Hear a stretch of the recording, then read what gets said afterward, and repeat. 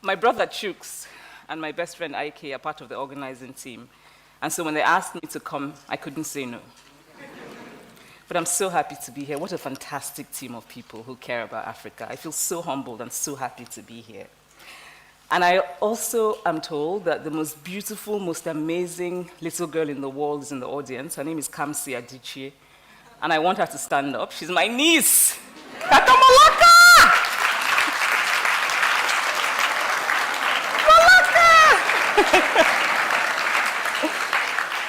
So I would like to start by telling you about one of my greatest friends, Okoloma Madwewesi. Okoloma lived on my street and looked after me like a big brother. If I liked a boy, I would ask Okoloma's opinion. Okoloma died in the notorious Sosoliso plane crash in Nigeria in December of 2005, almost exactly 7 years ago.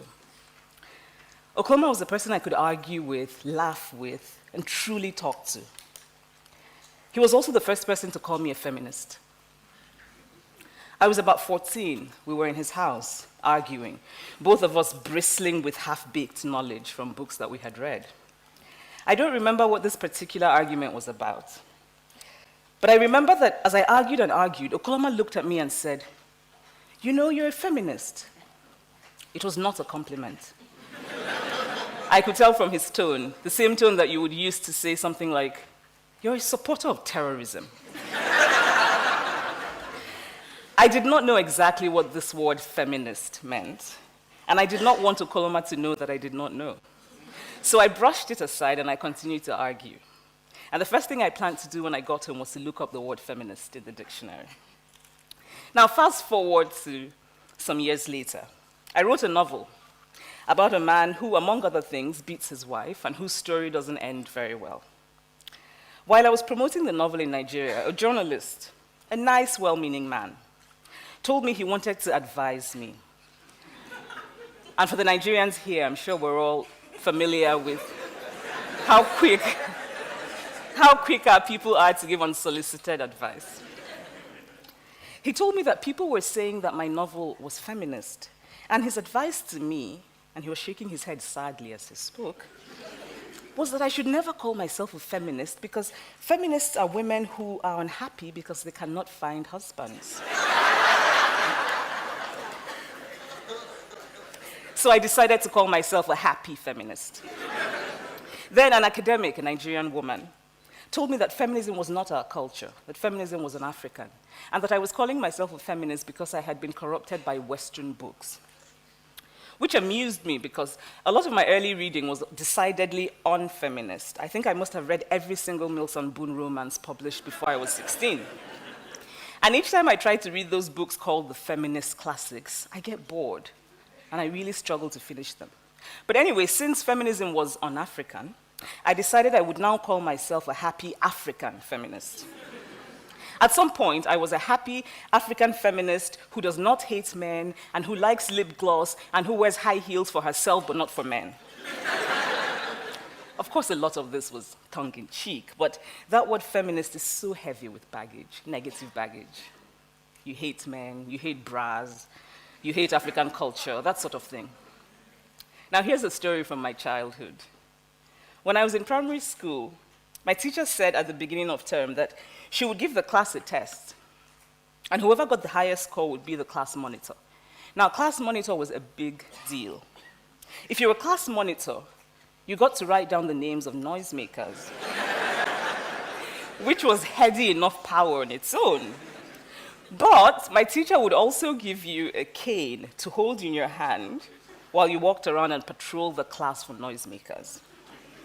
Now, of course, you were not actually allowed to use the cane.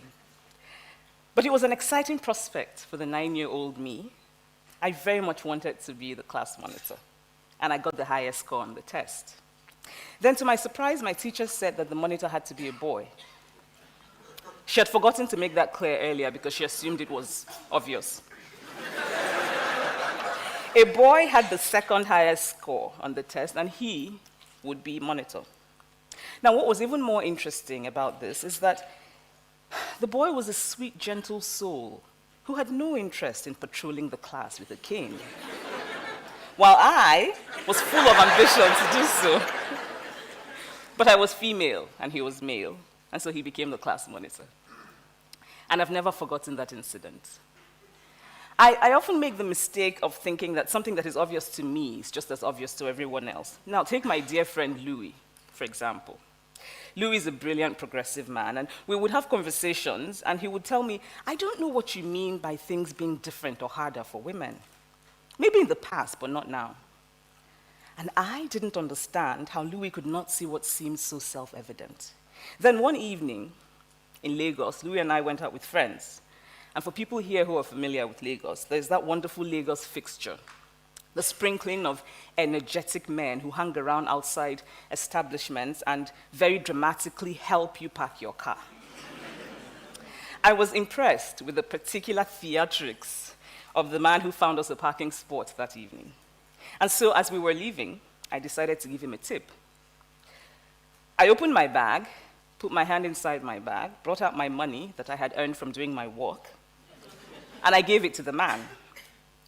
And he, this man who was very grateful and very happy, took the money from me, looked across at Louis, and said, "Thank you, sir."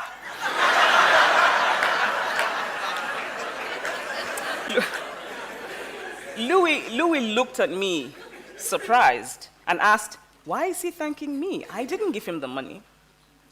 Then I saw realization dawn on Louis' face. The man believed that whatever money I had ultimately come from Louis, because Louis is a man. Now, men and women are different. We have different hormones, we have different sexual organs, we have different biological abilities. Women can have babies, men can't. At least not yet. Men have testosterone and are, in general, physically stronger than women. There's slightly more women than men in the world. About 52% of the world's population is female. But most of the positions of power and prestige are occupied by men. The late Kenyan Nobel Peace Laureate, Wangari Maathai, put it simply and well when she said, "The higher you go, the fewer women there are." In the recent US elections, we kept hearing of the Lilly Ledbetter Law. And if we go beyond the nicely alliterative name of that law, it was really about a man and a woman doing the same job, being equally qualified, and the man being paid more because he's a man. So in a literal way, men rule the world. And this made sense 1,000 years ago. Because human beings lived then in a world in which physical strength was the most important attribute for survival. The physically stronger person was more likely to lead. And men in general are physically stronger. Of course, there are many exceptions. But today we live in a vastly different world. The person more likely to lead is not the physically stronger person. It is the more creative person, the more intelligent person, the more innovative person. And there are no hormones for those attributes. A man is as likely as a woman to be intelligent, to be creative, to be innovative. We have evolved, but it seems to me that our ideas of gender have not evolved. Some weeks ago, I walked into the lobby of one of the best Nigerian hotels. I thought about naming the hotel, but I thought I probably shouldn't. And a guard at the entrance stopped me and asked me annoying questions. Because the automatic assumption is that a Nigerian female walking into a hotel alone is a sex worker. And by the way, why do these hotels focus on the ostensible supply rather than the demand for sex workers? In Lagos, I cannot go alone into many reputable bars and clubs. They just don't let you in if you're a woman alone. You have to be accompanied by a man. Each time I walk into a Nigerian restaurant with a man, the waiter greets the man and ignores me. The waiters are products. And there's some women who are like, yes, I thought that. The waiters are products of a society that has taught them that men are more important than women. And I know the waiters don't intend any harm, but it is one thing to know intellectually and quite another to feel it emotionally. Each time they ignore me, I feel invisible. I feel upset. I want to tell them that I am just as human as the man, that I am just as worthy of acknowledgement. These are little things, but sometimes it's the little things that sting the most. Now, not long ago, I wrote an article about what it means to be young and female in Lagos, and an acquaintance told me it was so angry. Of course it was angry. I am angry. Gender as it functions today is a grave injustice. We should all be angry. Anger has a long history of bringing about positive change. But in addition to being angry, I'm also hopeful, because I believe deeply in the ability of human beings to make and remake themselves for the better. Gender matters everywhere in the world, but I want to focus on Nigeria and on Africa in general, because it is where I know and because it is where my heart is. And I would like today to ask that we begin to dream about and plan for a different world, a fairer world. A world of happier men and happier women who are truer to themselves. And this is how to start. We must raise our daughters differently. We must also raise our sons differently. We do a great disservice to boys in how we raise them. We stifle the humanity of boys. We define masculinity in a very narrow way. Masculinity becomes this hard, small cage, and we put boys inside the cage. We teach boys to be afraid of fear. We teach boys to be afraid of weakness, of vulnerability. We teach them to mask their true selves because they have to be, in Nigeria speak, hard man. In secondary school, a boy and a girl, both of them teenagers, both of them with the same amount of pocket money, would go out and the boy would be expected always to pay to prove his masculinity. And yet we wonder why boys are more likely to steal money from their parents. What if both boys and girls were raised not to link masculinity with money? What if the attitude was not the boy has to pay, but rather whoever has more should pay? Now, of course, because of the historical advantage, it is mostly men who will have more today. But if we start raising children differently, then in 50 years, in 100 years, boys will no longer have the pressure of having to prove this masculinity. But by far the worst thing we do to males, by making them feel that they have to be hard, is that we leave them with very fragile egos. The more hard man a man feels compelled to be, the weaker his ego is. And then we do a much greater disservice to girls because we raise them to cater to the fragile egos of men. We teach girls to shrink themselves, to make themselves smaller. We say to girls, you can have ambition, but not too much. You should aim to be successful, but not too successful. Otherwise, you will threaten the man. If you are the breadwinner in your relationship with a man, you have to pretend that you're not, especially in public. Otherwise, you will emasculate him. But what if we question the premise itself? Why should a woman's success be a threat to a man? What if we decide to simply dispose of that word? And I don't think there's an English word I dislike more than emasculation. A Nigerian acquaintance once asked me if I was worried that men would be intimidated by me. I was not worried at all. In fact, it had not occurred to me to be worried because a man who will be intimidated by me is exactly the kind of man I would have no interest in.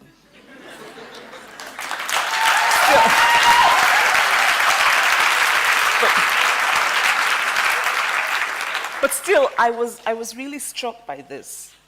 Because I am female, I'm expected to aspire to marriage. I'm expected to make my life choices, always keeping in mind that marriage is the most important. Now, marriage can be a good thing. It can be a source of joy and love and mutual support. But why do we teach girls to aspire to marriage and we don't teach boys the same? I know a woman who decided to sell her house because she didn't want to intimidate a man who might marry her. I know an unmarried woman in Nigeria who, when she goes to conferences, wears a wedding ring because according to her, she wants the other participants in the conference to give her respect. I know young women who are under so much pressure from family, from friends, even from work, to get married, and they're pushed to make terrible choices. A woman at a certain age who is unmarried, our society teaches her to see it as a deep personal failure. And a man at a certain age who is unmarried We just think he hasn't come around to making his pick. It's easy for us to say, oh, but women can just say no to all of this. But the reality is more difficult and more complex. We're all social beings. We internalize ideas from our socialization. Even the language we use in talking about marriage and relationships illustrates this. The language of marriage is often a language of ownership rather than a language of partnership. We use the word respect to mean something a woman shows a man, but often not something a man shows a woman. Both men and women in Nigeria will say, and this is an expression I'm very amused by, I did it for peace in my marriage. Now, when men say it, it is usually about something that they should not be doing anyway. Sometimes they say it to their friends, it's something they say to their friends in a kind of fondly exasperated way, something that ultimately proves how masculine they are, how needed, how loved. Oh, my wife said I can't go to the club every night, so for peace in my marriage, I do it only on weekends. Now, when a woman says, I did it for peace in my marriage, she's usually talking about having given up a job, a dream, a career.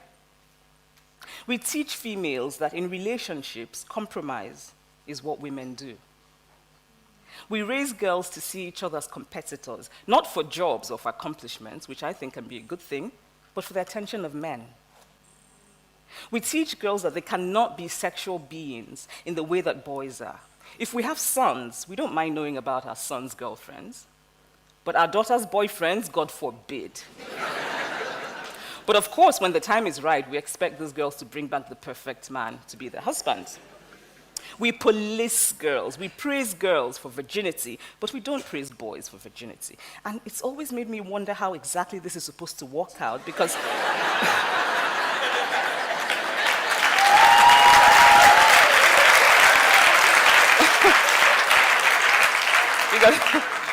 the loss of virginity is usually a process that involves people. Recently, a young woman was gang raped in a university in Nigeria. I think some of us know about that. And the response of many young Nigerians, both male and female, was something along the lines of this. Yes, rape is wrong, but what is a girl doing in a room with 4 boys? Now, if we can forget the horrible inhumanity of that response, these Nigerians have been raised to think of women as inherently guilty. And they've been raised to expect so little of men that the idea of men as savage beings without any control is somehow acceptable. We teach girls shame. Close your legs, cover yourself. We make them feel as though by being born female, they're already guilty of something. And so girls grow up to be women who cannot say they have desire. They grow up to be women who silence themselves. They grow up to be women who cannot say what they truly think. And they grow up, and this is the worst thing we do to girls, they grow up to be women who have turned pretense into an art form.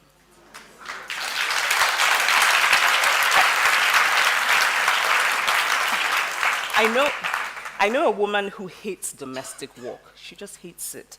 But she pretends that she likes it. Because she's been taught that to be good wife material, she has to be, to use that Nigerian word, very homely. And then she got married, and after a while, her husband's family began to complain that she had changed. Actually, she had not changed. She just got tired of pretending. The problem with gender is that it prescribes how we should be, rather than recognizing how we are. Now imagine how much happier we would be, how much freer to be our true individual selves if we didn't have the weight of gender expectations. Boys and girls are undeniably different, biologically, but socialization exaggerates the differences, and then it becomes a self-fulfilling process. Now take cooking, for example. Today, women in general are more likely to do the housework than men, the cooking and cleaning. But why is that? Is it because women are born with a cooking gene? Or because over years they have been socialized to see cooking as their role? Actually, I was going to say that maybe women are born with a cooking gene, until I remembered that the majority of the famous cooks in the world, who we give the fancy title of chefs, are men. I used to look at my grandmother, who was a brilliant, brilliant woman, and wonder how she would have been if she had the same opportunities as men when she was growing up. Now, today, there are many more opportunities for women than there were during my grandmother's time because of changes in policy, changes in law, all of which are very important. But what matters even more is our attitude, our mindset, what we believe and what we value about gender. What if, in raising children, we focus on ability instead of gender? What if in raising children, we focus on interest instead of gender? I know a family who have a son and a daughter, both of whom are brilliant at school, who are wonderful, lovely children. When the boy is hungry, the parents say to the girl, "Go and cook Indomie noodles for your brother." Now, the girl doesn't particularly like to cook Indomie noodles, but she's a girl, and so she has to. Now, what if the parents, from the beginning, taught both the boy and the girl to cook Indomie? Cooking, by the way, is a very useful skill for a boy to have. I've never thought it made sense to leave such a crucial thing, the ability to nourish oneself, in the hands of others.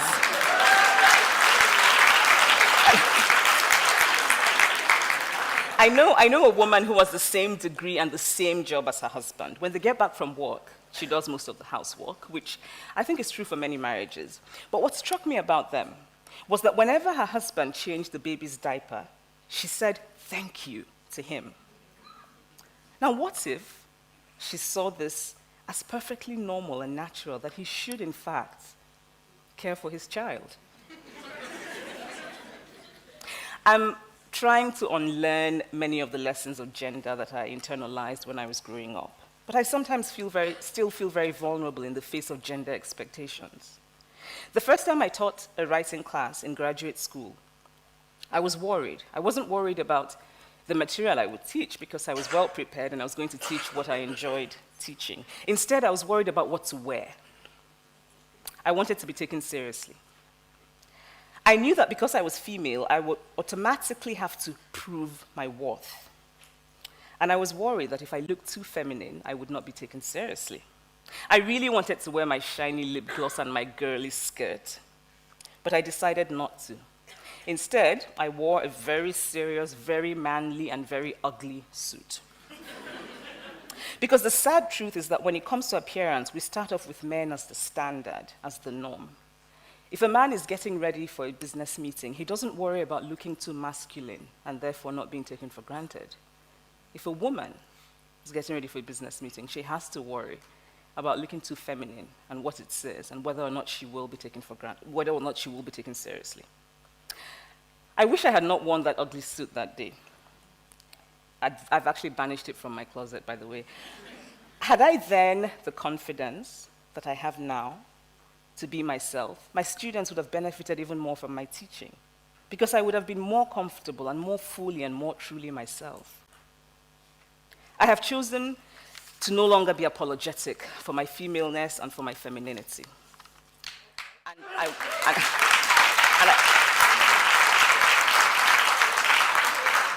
And I want to be respected in all of my femaleness because I deserve to be. Gender is not an easy conversation to have. For both men and women, to bring up gender is sometimes to encounter an almost immediate resistance. I can imagine some people here actually thinking, women too do safe. Some of the men here might be thinking, okay, all of this is interesting, but I don't think like that. And that is part of the problem. That many men do not actively think about gender or notice gender is part of the problem of gender. That many men say, like my friend Louis, that everything is fine now. And that many men do nothing to change it. If you are a man and you walk into a restaurant with a woman and the waiter greets only you, does it occur to you to ask the waiter, why haven't you greeted her? Because gender can be...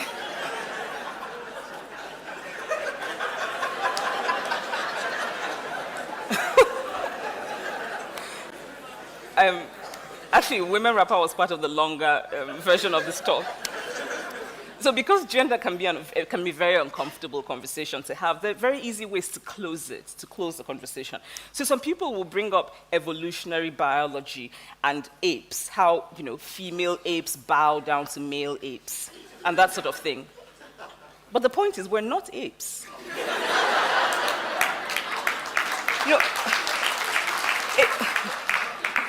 Apes also live on trees and have earthworms for breakfast, and we don't. Some people will say, well, poor men also have a hard time. And this is true. But that is not what this but this is not what this conversation is about. Gender and class are different forms of oppression. I actually learned quite a bit about systems of oppression and how they can be blind to one another by talking to black men.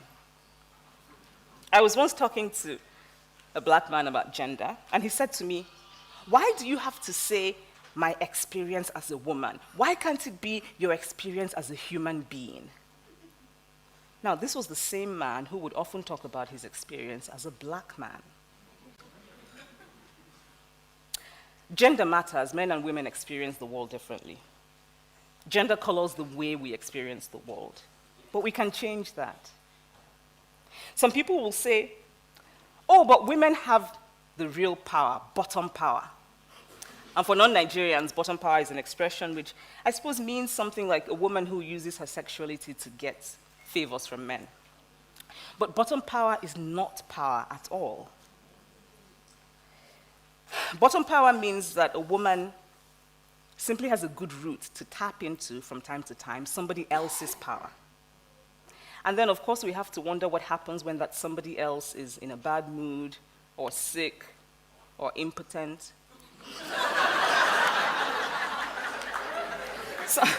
Some people will say that a woman being subordinate to a man is our culture. But culture is constantly changing. I have beautiful twin nieces who are 15 and live in Lagos. If they had been born 100 years ago, they would have been taken away and killed. Because it was our culture, it was Igbo culture to kill twins. So what is the point of culture? I mean, there's the decorative, the dancing, but also culture really is about preservation and continuity of a people. In my family, I am the child who is most interested in the story of who we are, in our traditions, in the knowledge of ancestral lands. My brothers are not as interested as I am, but I cannot participate. I cannot go to Munnan meetings. I cannot have a say because I am female. Culture does not make people. People make culture.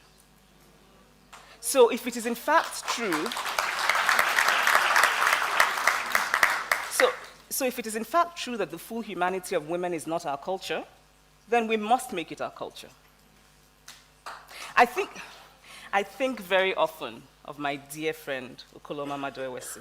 May he and all the others who passed away in that Sosoliso crash continue to rest in peace.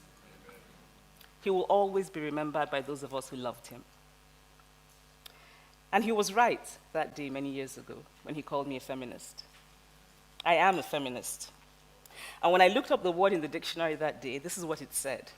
Feminist, a person who believes in the social, political, and economic equality of the sexes. My great-grandmother, from the stories I've heard, was a feminist. She ran away from the house of the man she did not want to marry and ended up marrying the man of her choice. She refused, she protested, she spoke up whenever she felt she was being deprived of access, of land, that sort of thing. My great-grandmother did not know that word feminist, but it doesn't mean that she wasn't one. More of us should reclaim that word. My own definition of feminist is, a feminist is a man or a woman who says,